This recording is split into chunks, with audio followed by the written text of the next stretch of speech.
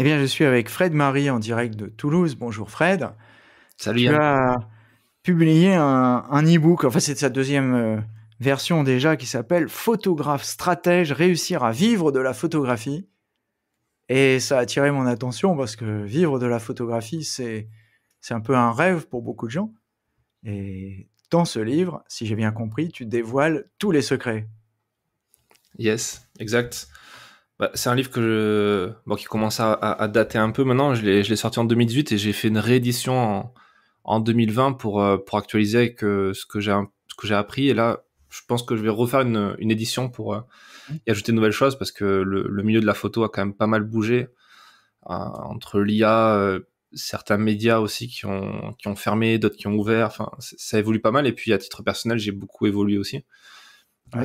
Et c'est ça qui est passionnant dans ce métier aussi, c'est que tu apprends tous les jours plein de trucs et t'arrêtes jamais d'apprendre. Et c'est assez passionnant, ouais. Alors, excellente transition.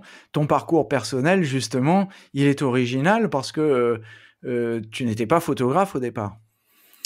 Alors en fait, non, effectivement, donc moi j'ai fait mon parcours, c'est une licence d'histoire géo après un master en journalisme à Sciences Po Toulouse. Et assez rapidement quand même, je me suis renseigné sur la photo, j'ai trouvé ça intéressant. Alors, on n'avait pas de cours de photo à Sciences Po, donc j'ai appris en dehors, en faisant beaucoup de photos, en allant rencontrer des professionnels sur le terrain. Donc ce qui est bien avec les écoles de journalisme, c'est qu'on t'apprend très vite que le terrain, c'est indispensable. Donc on t'envoie faire des reportages, que ce soit en presse écrite, radio, télé, web. Et donc très vite, j'ai pris un appareil photo pour documenter tout ça. Et avant même de terminer le diplôme, j'ai pu commencer à piger, puisque on devient pigiste au début. Mhm. C'est-à-dire qu'on est payé à la pige pour des médias, pour des agences. Et je suis devenu un des photographes de Toulouse pour certaines agences parisiennes. Donc c'est comme ça que j'ai appris la photo. Et puis après, j'ai monté un collectif de photographes, j'ai monté un magazine, j'ai fait pas mal de trucs. Et, euh, et je continue de m'épanouir dans ce merveilleux métier. Alors, revenir justement sur ce parcours, parce qu'il y a un moment, donc justement, tu as décidé de te lancer. Et ce que tu as remarqué, je te cite, hein, c'est que les photos se vendent quelques euros, parfois même quelques centimes. Mon Dieu, c'est vraiment pas beaucoup. Et ça, c'était avant l'IA déjà. Ouais, c'était avant l'IA. Bon, pour en parler de l'IA, il y a plusieurs écoles, je pense, sur est-ce que ça va augmenter le prix des photos ou pas. Mais en tout cas, c'est clair que quand tu regardes les relevés de certaines agences, comme Getty par exemple, ou des stocks comme Shutterstock, Alamy, Adobe, etc., la part qui revient au photographe, effectivement, parfois, c'est quelques centimes. Donc, mais parce qu'en fait, la photo est tellement euh, vendue peu cher à la base pour des utilisations web, notamment, Mhm. que effectivement derrière, quand le photographe touche 30, 40, 50, voire s'il est chanceux 60%, bah il lui reste pas grand chose, quoi. Ouais, effectivement. Et donc, tu parles de conditions de travail aussi qui sont, je te cite, auprès des agences et des magazines, déplorables. Ouais, alors tu vois, ça fait partie des choses qu'il faut que je réécrive un peu dans la prochaine édition. Parce que c'est vrai que quand je l'ai écrit, il y avait alors j'avais pas tout vu non plus du métier aussi, donc il y a des choses qui, avec le recul, je change un peu d'avis aussi sur certaines choses. Et tant mieux d'ailleurs, c'est bien. Notamment, je pense que j'étais pas forcément très élogieux sur les stocks, les micro-stocks et les banques d'images dans le livre. J'ai un peu changé d'avis sur ça aussi. Euh, mais ce qui est sûr, c'est que on dit beaucoup que le journalisme, et là je sors du cadre photojournalisme, le journalisme en tant que tel est un métier assez précaire pour les indépendants. Mhm. Et c'est vrai. Tu vois, il y a pas très longtemps, il y a quelques mois, il y a un livre qui est sorti, coécrit par je crois que c'est une sociologue ou une psychologue qui a écrit ça, qui a récolté plein de témoignages de journalistes qui ont à peu près 30 ans, à moins de 30 ans, et qui, la plupart sont partis en burn-out, en dépression, qui expliquent que c'est un métier passion qui les a ravagés, qui a failli les tuer, quoi. Euh, et parce qu'en fait, c'est vrai que on n'imagine pas, parce que nous, quand tu regardes les informations, quand tu regardes les reporters, etc., tu te dis c'est un métier de rêve, c'est génial, les gens voyagent, tu fais le tour du monde, tu rencontres plein de gens, tu fais des trucs assez incroyables. Mais derrière, c'est pas un métier facile dans le sens où il faut être extrêmement disponible, extrêmement flexible, euh, accepter accepter l'inconfort parfois extrêmes, quoi. Sur des reportages, tu dors dehors, tu t'as aucune condition de confort. Parfois, tu prends des risques quand tu pars dans des zones de guerre. Ouais. Et Ou sans en Ukraine, forcément... ouais, tu es allé en Ukraine récemment. Effectivement, par exemple en Ukraine, où le risque il est continu, quoi. Dès que tu mets le pied dans le pays, à tout moment tu peux prendre une ogive ou un truc dans la tête, marcher sur une mine, ce genre de truc. Et puis en termes de vie de famille, tu vois, c'est un métier où tu comptes pas tes heures, où tu comptes pas l'argent que tu gagnes à la fin de l'année. Tu passes plus de temps à compter l'argent que tu as perdu. Ouais. Donc c'est pas simple de construire une vie de famille et une vie tout court épanouie quand tu as du mal avec ça, quoi. Si tu as du mal avec la pression, avec la peur, le risque, etc. Les gens qui font une aversion au risque, c'est pas fait pour eux. Et donc c'est pour ça que j'expliquais ça, et le fait qu'en plus il y ait une concurrence qui est un petit peu faussée à travers les agences, notamment les agences de presse filaires comme l'AFP, Reuters, AP, etc., qui vont cannibaliser le marché en fournissant des images quasiment gratuitement en fait aux médias, Ouais. parce qu'ils vendent des abonnements à l'année. Ben forcément, toi en tant qu'indépendant, t'as beau avoir la meilleure photo, Ouais. le client derrière, s'il peut avoir gratuit, il prendra gratuit ou quasiment gratuit, tu vois.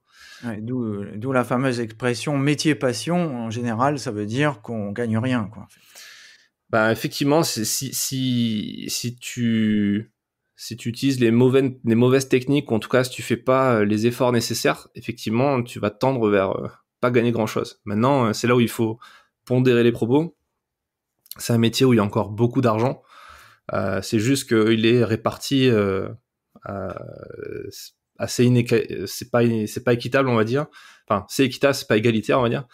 Il y a des gens qui vivent très bien de ce métier, qui gagnent très bien leur vie, et pas que en presse d'ailleurs, dans la photographie de portrait, corporate, de mariage, etc. Mais pour un petit nombre de personnes qui gagnent très bien leur vie, t'as une masse, avec de gros guillemets, de gens qui n'y arrivent pas, en fait, Mmh. pour plein de raisons, quoi. Ouais. Bon, et donc, on va regarder donc le côté, positif des choses. Donc tu dis, il faut soit se résigner, donc ça, c'est pour ceux qui sont dans le paquet, qui n'arrivent pas à faire de l'argent, soit saisir de nouvelles opportunités. Alors quelles sont-elles, ces nouvelles opportunités? Ben, les opportunités, c'est que... Alors, je vais te parler d'une époque que moi, j'ai pas connue, parce que j'étais pas né, mais tout ce qu'on appelle la période dorée du photojournalisme, qui au final était pas si dorée pour les photographes, tu vois. J'en parlais il y a pas longtemps avec un ami photographe qui s'appelle Patrick Chauvel, qui lui a commencé le grand reportage au Vietnam, donc il a connu cette période-là, et il me disait, à l'époque on disait que c'était la période dorée, mais c'est faux, quoi. C'est les agences qui se gavaient, parce qu'il y avait Mmh. très peu de photographes capables de faire de bonnes photos, et du coup les agences qui réussissaient à choper ces photographes et qui vendaient ça au seul support de presse qui permettait d'informer les gens, qui étaient les news magazines, les Paris Match, les Life, etc. Forcément l'argent il coulait à flot. Quand tu rajoutes la télévision, Internet, les réseaux sociaux, tu te fais tarir une source de financement énorme. À ça, tu Mmh. rajoutes plein de photographes capables de faire des choses très bien. Tu réduis encore plus le flux, tu vois. Maintenant, là où il y a des opportunités, c'est que Internet et les réseaux sociaux ont permis à des photographes de se lancer beaucoup plus vite. Et à l'époque où tu avais un photographe il fallait faire appel à un photographe pour faire son métier de photographe, c'est-à-dire appuyer sur un bouton, développer des photos, utiliser la lumière, faire un travail de composition, de cadrage, mais un travail d'artisan presque, tu vois, Oui. d'utiliser l'objet, le matériel. Bah aujourd'hui, tu vas à la Fnac, tu ressors avec un boîtier, même à 1000 ou 2000 euros. Tu t'as lu trois tutos sur Internet et tu sais faire des photos qui sont correctes, tu vois. Ouais. Ou tu as un téléphone portable, tu arrives à faire des photos correctes avec un téléphone. Et avec l'IA qui arrive, enfin qui est déjà là, mais qui permet d'améliorer les images, c'est encore plus facile. Et donc derrière, tu rajoutes à ça les réseaux sociaux qui permettent de te faire connaître partout dans le monde en 2 clics, le référencement naturel, la publicité, et là tu touches une audience, tu touches à quelque chose qui n'existait pas à l'époque, où à l'époque il fallait que ton téléphone fixe sonne, que tu décroches et qu'on t'envoie quelque part. Aujourd'hui, tu peux t'envoyer toi-même quelque part très vite. Tu peux traverser littéralement le monde entier pour quelques centaines ou quelques milliers d'euros pour aller faire un reportage. Ouais. Donc, tu as des opportunités partout. Et puis surtout, tu as la possibilité de passer d'un marché à l'autre très facilement. Tu peux faire du portrait, du mariage, du corpo, de la photo sociale, la photo culinaire, etc. Tu as pléthore de formations en ligne qui t'apprennent à faire ça correctement pour assez peu cher. Rien que sur YouTube, tu peux te former gratuitement sur plein de choses. Ouais. Même à la stratégie d'entreprise, tu peux apprendre énormément. On écoute ton podcast, on peut écouter le mien, plein d'autres personnes qui t'apprennent à faire ça. Et derrière, c'est ça que j'appelle les opportunités. Tu vois. Ouais. Ouais. Donc finalement, c'est comme tout, soit on regarde les choses comme une menace ou comme une chance de faire mieux et de progresser. Donc il y a, je dirais, un double côté dans cette menace digitale. C'est ça aussi donne par ailleurs des moyens incroyables qu'on n'avait pas avant. Et puis dans la diffusion de la photo aussi, hein, puisque une fois que la photo est prise pour la transmettre, c'est quand même un peu plus pratique que ce que c'était il y a 40 ans. C'est clair. Revenons sur ce qu'on disait tout à l'heure, parce que bon, on a vu les différentes menaces ou opportunités, mais il y a cette fameuse IA générative, donc là, on peut pas échapper, c'est le thème de l'année. Et alors, pour les photos et pour les photographes, c'est pas neutre. Ouais, c'est clair. Ben, c'est la hype du moment. Il y a encore quelques mois, c'était les NFT. Maintenant, c'est l'IA. Peut-être à la rentrée, ça va renverser, ça sera à nouveau le NFT.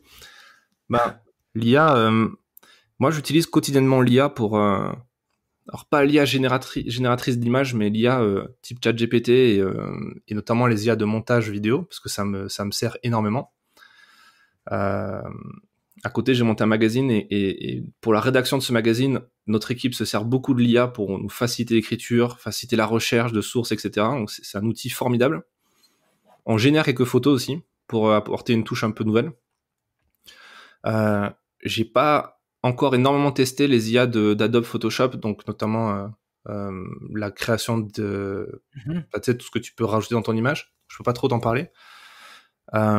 Maintenant, ce qui est sûr, et ça m'amuse beaucoup cette thématique parce que je trouve ça super intéressant parce qu'on vit vraiment une révolution, tu vois, et le mot révolution est pas anodin, quoi. Ça se voit clairement qu'on est en train de passer un cap, on est en train de vivre ce que moi j'ai pas trop vécu parce que j'étais trop jeune pour le vivre, qui était l'arrivée d'Internet, et de voir que effectivement, comme toutes les innovations technologiques, soit tu montes dans le train, soit tu montes pas en te disant ça va quoi, je prendrai plus tard le train. Mais là, clairement, tu te rends compte quand tu regardes un peu dans le passé, tu montes pas maintenant, c'est mort quoi. Ouais. Donc moi, je trouve que c'est une chance. Je trouve que c'est passionnant et c'est super encourageant pour nous en fait parce que on se rend compte que c'est pas encore au point, notamment la création d'images.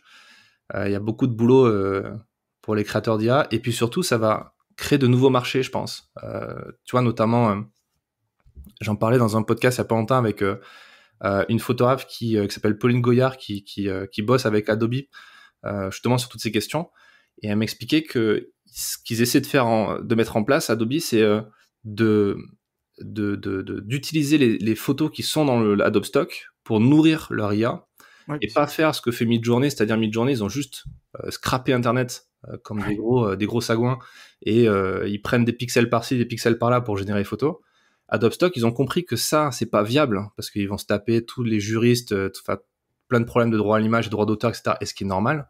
Et du coup, ce qu'ils font, c'est qu'ils rémunèrent leurs contributeurs, leurs photographes, et bientôt, tu seras payé pour faire des photos qui ne seront pas utilisées comme des photos comme aujourd'hui, c'est-à-dire être publiées, être utilisées, mais pour nourrir une IA. Et ça, je trouve ça génial, tu vois. Je trouve ça génial le fait que on ouvre un nouveau marché et en fait, on fait quelque chose qui est tout à fait naturel et qu'on faisait déjà en tant que photographe. Pourquoi on va regarder des expos? Pourquoi on achète des livres photos? Pourquoi on regarde la presse? Pourquoi on regarde des photos des autres? C'est pour nourrir son œil, tu vois, pour ensuite inconsciemment recracher quelque part, parfois des cadrages, des inspirations. Et en fait, c'est juste que ça, on l'a matérialisé avec un cerveau artificiel, une IA, qui est capable de le faire et qui va ouvrir un nouveau pan de créativité. Alors, ce que je dis, ça peut paraître trop optimiste et peut-être trop naïf. Maintenant, je reste persuadé qu'on n'en est pas au scénario de film tu vois, on n'est pas dans iRobot, on n'est pas dans un scénario catastrophe où on se fait remplacer tous par des IA. Toutes les Ouais. innovations technologiques l'ont montré, quoi. À l'époque, t'avais, je sais pas, dans les années 1800, si tu voulais te faire tirer ton portrait, c'était un peintre. Quand on a inventé la photographie, les peintres, ils sont pas tous sortis sur le périph' pour aller brûler des pneus, tu vois, en mode taxi contre Uber. Pourtant, aujourd'hui, ça ne viendra pas en tête d'aller faire un portrait chez un peintre, tu vois. Mm. Euh, C'est rare. c'est clair. Quand, Ça quand arrive, Leica, hein. quand On a Leica a sorti encore. leur boîtier pour reporter, les mecs qui tirent à la chambre, ben ils sont pas allés brûler des pneus, tu vois. C'est toujours un autre type d'innovation, donc voilà. Mais là, Moi, on est un peu aussi dans une configuration différente, parce que comme tu l'as dit, la photo, déjà, dans la plupart, bon, sauf si tu es allé en Ukraine et que tu as le scoop, mais la photo standard, elle vaut quelques centimes. Donc, est-ce que la question, finalement, qui nous taraude ici, c'est est-ce que l'IA va être une occasion de faire remonter les prix, et comment, et pourquoi, ou une question ou de faire carrément disparaître le prix? hmm. Enfin, disparaître, ça va être difficile de faire pire, je pense. Mais...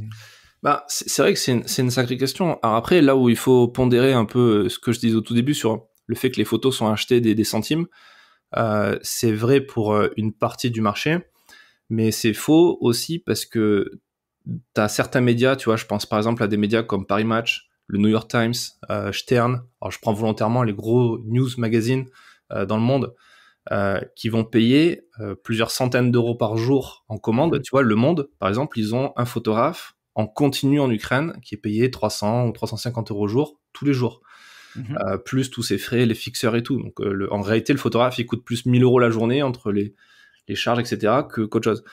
Un média comme Paris Match va payer plusieurs milliers d'euros le reportage. Stern, c'est pareil. New York Times, c'est pareil. Si en plus c'est un sujet que tu peux pas faire avec une IA parce que si tu dois photographier le réel, donc par exemple la guerre en Ukraine, ou le portrait d'une personne, mettons toi, je dois faire ton portrait, je vais pas le générer avec une IA, je vais me déplacer, je vais poser mes flashs à Paris et je vais faire ton portrait. Et puis je vais te diriger d'une certaine façon pour avoir un portrait intéressant qui colle avec la ligne éditoriale d'un journal.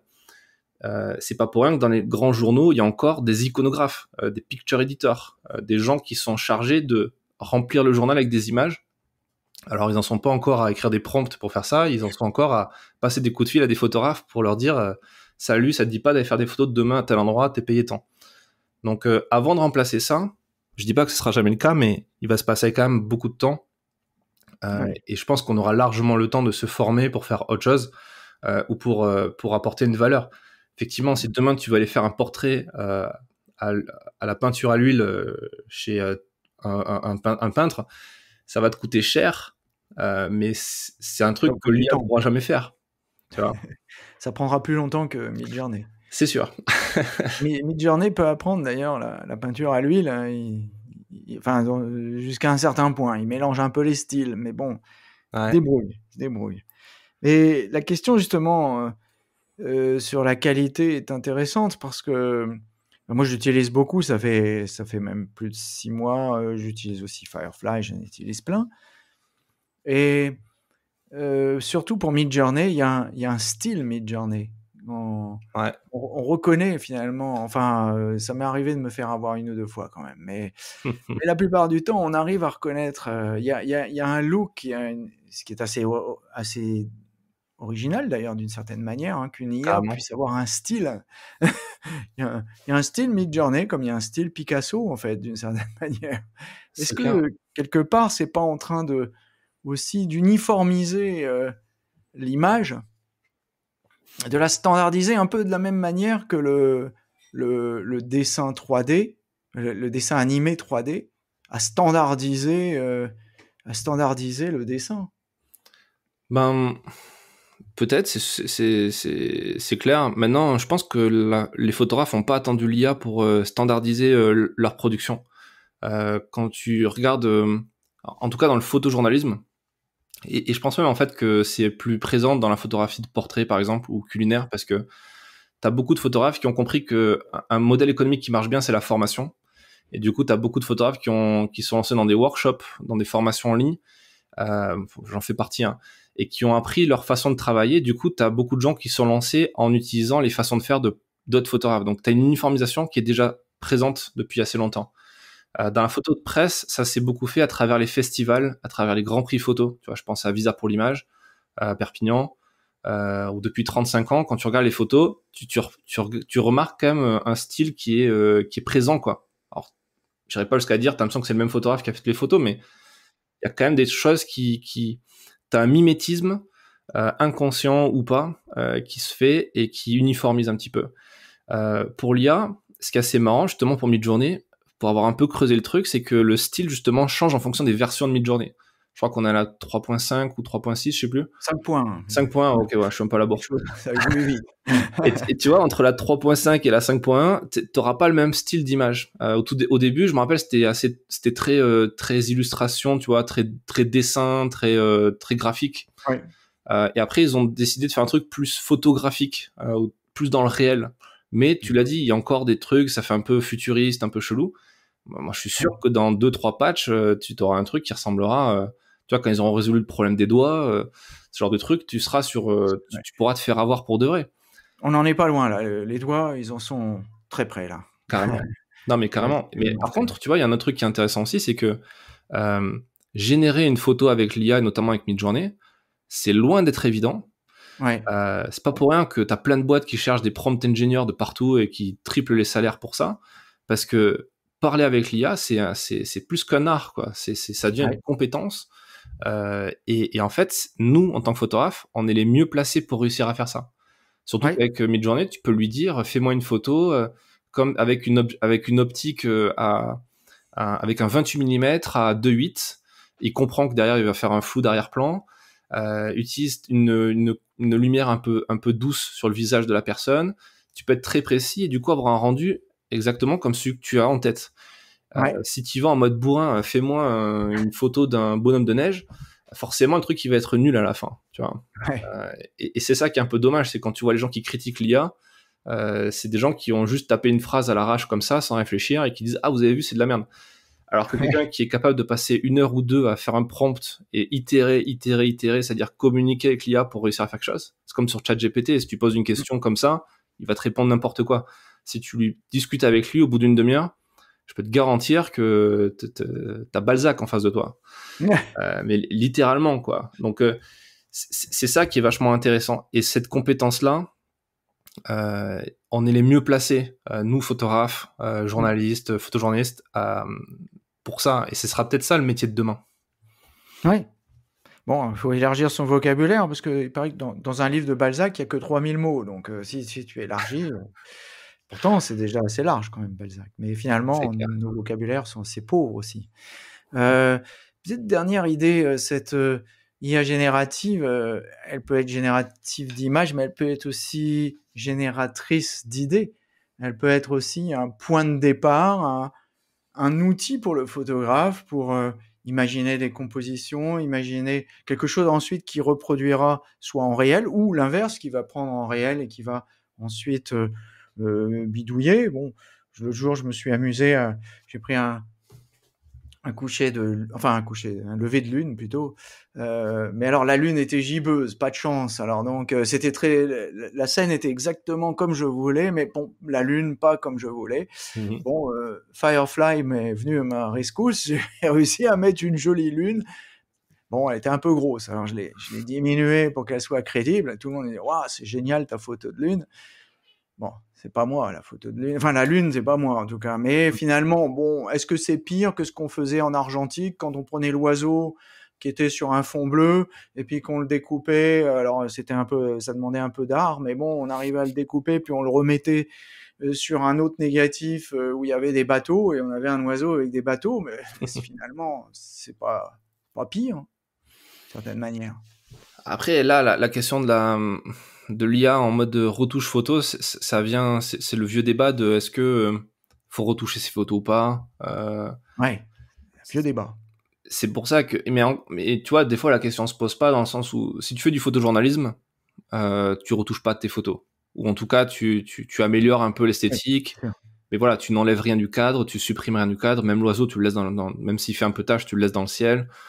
Voilà. Oui. Maintenant, c'est des Parce qu'il y débats a un une peu. mission d'authenticité sur la Voilà. photojournalisme, oui. Exactement. Exactement. Après, pour de la photo d'art, corpo, etc., les gens, même à l'époque oui, à l'époque où tu te développais, t'as des gens, ils pouvaient passer 5 heures au développement pour changer la couleur Ouais, du ciel, pour bien sûr. améliorer le message, etc. Et c'est OK, il n'y a pas de problème. Ouais, Euh, donc ouais, ça c'est des débats un peu oiseux, oui. un peu stériles, ouais. Et d'ailleurs, on pourrait faire remarquer que aussi bien Elliott Horwitz ou Cartier-Bresson, qui faisaient des salam-aleiks sur le fait de ne pas retoucher leurs photos, les ont retouchées de manière, Bien sûr. assez, étendue. Et tu Bon, prends, tu prends le film de Jem Natchway, je sais pas si tu connais, un photographe de guerre très connu tu vois son film qui s'appelle War Photographer. C'est quelqu'un qui a d'accord. fait tous les conflits depuis les années 70. Jem Natchway, tu le vois dans son film, il y a une scène incroyable où il est dans son laboratoire. Et il passe littéralement 1 heure à tirer une photo pour améliorer le ciel, améliorer le visage du gamin qui est au premier plan et tout, pour que ça aille dans son sens, pour montrer et tu le vois quand tu vas dans des festivals à Visa pour l'image. On dira pas que c'est le cadre, le vert du cadre qui accentue autant. C'est les mecs, il y allait un peu trop fort sur Lightroom, quoi, sur les curseurs. Mmh. Mais, Ouais. mais ça, moi, ça me dérange pas et ça devrait pas déranger les gens, tu vois. Il y a des gens qui vont s'émouvoir du truc, comme Steve McCurry quand il s'est fait choper en train d'enlever, je sais plus, un truc dans sa photo. Je sais plus ce que c'était, il a enlevé une borne incendie, je crois, un truc comme ça, mais il a laissé la trace du pinceau Lightroom dessus, donc tout le monde l'a vu. Mmh. C'était un peu ridicule, mais surtout derrière, il s'est fait défoncer parce que il faut pas enlever un truc. Bah, tu l'enlèves. Ça dénature pas le sens de ta photo ni l'information que tu donnes dedans, tu vois. Ouais. Donc après chacun a sa propre idée. Tu vois, sur un reportage de guerre comme en Ukraine, par exemple, moi j'avais cette discussion quasiment tous les jours avec Chauvel quand on était ensemble sur le terrain. Tout ce qui était photo posée, même dans les tranchées à 500 mètres des Russes, ça l'intéressait pas. Lui, il voulait le combat, il voulait le mec qui tire pour de vrai, pas le mec qui fait semblant ou qui pointe son flingue vers rien. Moi, je trouvais que c'était des images déjà assez fortes, Ouais. mais lui non, tu vois. Ouais, ouais, effectivement. Bon, d'ailleurs, les bidouillages de photos de guerre, y compris dans la guerre 14, on voit beaucoup de ces films de reconstitution de bataille qui sont en fait justement des faux films, en fait, qui sont des reconstitutions, hein, parce que Ben, en plus, la effectivement. photo de guerre, c'est vraiment euh, sur un territoire en guerre, sur une zone de guerre, il se passe globalement rien. C'est-à-dire Mmh. que sur 24 heures d'une journée, tu vas avoir peut-être 2 minutes d'action. Et sur les 2 minutes d'action où ça va tirer de tous les côtés, si ça arrive, tu pourras pas faire de photo de toute façon. Parce que Mmh. soit techniquement tu pourras pas, sinon tu te prends une balle ou tu te prends un éclat ou tu prends quelque chose, soit tu seras pas en état de le faire. Et ça, peu importe que tu t'appelles Chauvel, Natchway ou qui que ce soit.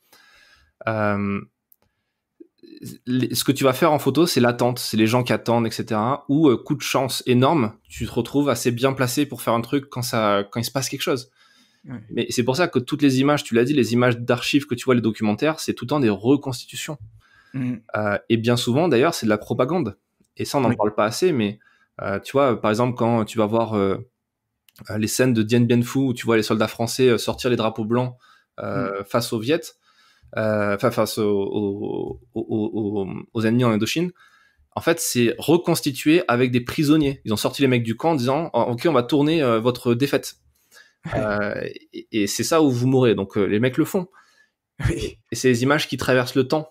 Tu vois, on va mener un faux assaut sur une tranchée après le vrai assaut en 14 ou en 42. Ouais. Tu vois, donc c'est des images de propagande. Ouais. Bien. Pour conclure, peut-être, sur ce sujet, donc, un métier difficile, mais finalement dont on peut encore vivre, même s'il y a beaucoup d'incertitudes. Mais après tout, de ces incertitudes peut naître la créativité et du chaos viendra l'inventivité, je suppose. Carrément. Ben, ce qui est sûr, c'est que euh, les modèles économiques ils évoluent de plus en plus rapidement à l'échelle du temps. Et un photographe qui s'intéresse pas à l'IA, on parlait des NFT, à ce genre de choses, c'est un photographe qui creuse un peu sa tombe parce que euh, ça évolue très vite et il faut se tenir au courant de ça. Le marché de la presse, il a déjà beaucoup évolué, il va continuer à évoluer. Par contre, fondamentalement, le métier de journaliste, il évolue pas beaucoup. Tu vois, depuis les années 20, depuis Albert Londres, le journaliste, il est là pour raconter des histoires, pour raconter l'actualité, raconter le monde, informer, vulgariser. Ça change pas trop. C'est juste qu'on n'utilise pas les mêmes outils que Albert Londres. Albert Londres, il n'avait pas d'iPhone, il n'avait pas Facebook, il n'avait pas Snapchat, il n'avait pas TikTok, il n'avait pas l'IA. Mais c'est pas pour autant qu'il faut pas utiliser tout ça. Donc c'est ça, je pense, qui sauvera notre profession, qui lui donnera encore de l'importance, parce que c'est un vrai rôle social, le rôle de photographe et le rôle de photographe de presse. Il est là pour raconter l'histoire avec un grand H, de montrer comment était la société à un moment donné de l'histoire. Alors parfois il y a un peu de propagande, parfois il y a du parti pris, parfois il y a tout ça, mais au moins ça raconte l'histoire et les gens peuvent utiliser les faits, utiliser ces témoignages pour se faire une opinion, pour évoluer dans la société. Et ben voilà une belle conclusion. Merci Fred et bonne continuation dans la photographie. Merci à toi.